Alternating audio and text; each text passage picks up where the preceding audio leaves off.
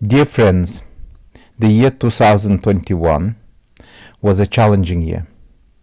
However, it taught us to be ever hopeful in human ingenuity, in our innate ability to collaborate when we face the unseemingly untractable difficulties.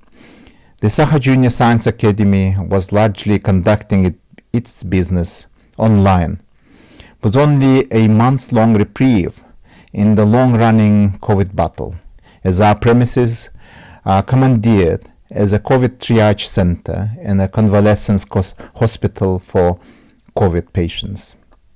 On December the 24th, we had opened the doors of our new 2,000 square meter science center built on the Rosneft National Oil Company funds, for which we are extremely grateful.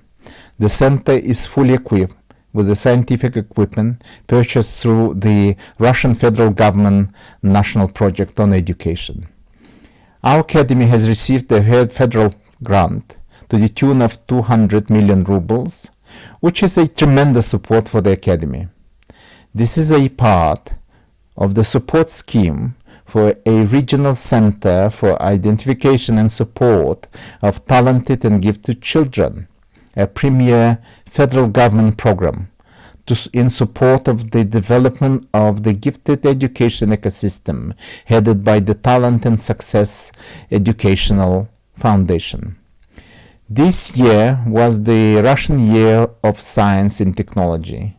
The federal government has declared its intention to proclaim the next year the start of the decade of science, coinciding with the decade of children already running. This gives us a great hope for the further development of science and experimentally based education. Next year, we are also organizing the second edition of the International Science Games, as it was done in 2018. We are very much welcome you all to take part in various events that will be unfolding this summer. As we will all live in a transformative times, our spirit should be on the uptake to bolster our creative spirit and inquisitive mind, opening up new possibilities and new doors for the future ahead.